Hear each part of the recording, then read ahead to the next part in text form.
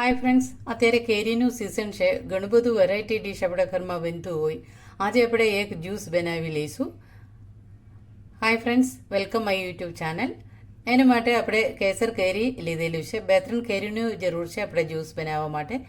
એ 2-3 કેરી લઈને આપણે સરખી રીતે પહેલે ધોઈ નાખવાનું.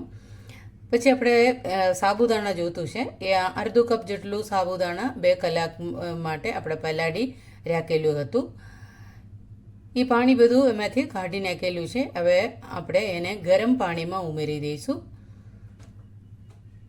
હું એને ગરમ પાણીમાં ઉમેરી દીધું. એ અત્યારે તળિયામાં છે, તપેલીનું નીચે આવી ગયું બધું.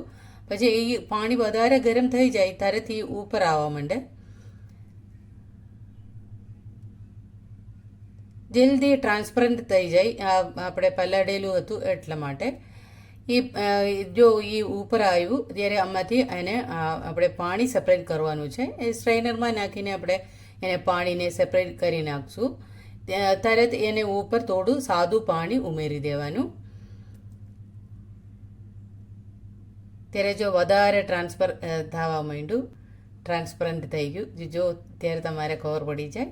પછી બધું પાણી એમાંથી જવા માટે આપણે સ્ટ્રેનરમાં મૂકી દઈશું. એને આપણે કેરીને નાનું કટકો કરીને આપણે જ્યુસ બનાવવાનું છે.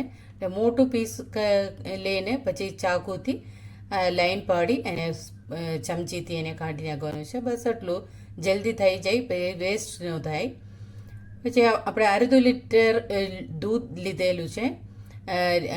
એમાંથી થોડું દૂધ એમાં ઉમેરી એ સાથે ઘણું વધારે જોતું હોય તો વધારે આપણે કન્ડેન્સ મિલ્ક નાખવાનું. હું અત્યારે 2-3 ટેબલ સ્પૂન જેટલું ઉમેરી દીધું. પછી કન્ડેન્સ મિલ્ક ન હોય તો એને બદલે તમારે ખાંડ ઉમેરી શકાય. આપણે એને જ્યુસ બનાવી દેવાનું. પછી આમાં આઈસ ક્યુબ્સે નાખેલું હતું. આપણે હવે મિક્સ કરવાનું છે. સાબુદાણાને પહેલે એક બાઉલમાં લઈ એને સાથે થોડું કેરીનું રસ ઉમેરી દેવાનું. પછી આપણે પહેલે થોડુંક જ જ્યુસ એમાં નાખીને મિક્સ કરવાનું. વ્યવસ્થિત મિક્સ થઈ જાય એટલા માટે. અત્યારે આપણે એને મિક્સ કરીને બાકી જ્યુસ એમાં સાથે એડ કરવાનું છે. આપણે અત્યારે થોડું કડક જ્યુસ આપણે બનાવેલું હતું. તમારે જોતું હોય તો વધારે લૂઝ કરવું હોય એમાં સાથે દૂધ એડ કરવાનું છે. જો જોવાનું કેટલું મજા આવે. નાનું નાનું મોતી જેવું આપણે જ્યુસ પીવાનું બહુ મજા આવે. હવે આપણે ગ્લાસમાં સર્વિંગ કરી શકાય. અડધું જેટલું જ્યુસ ફેરી નાખીને એને ઉપર કડક થોડું કેરીનું રસ ઉમેરી દેવાનું. પછી નાનું નાનું પીસ કટ કરીને મેંગો પીસીસ ઉમેરી દેવાનું.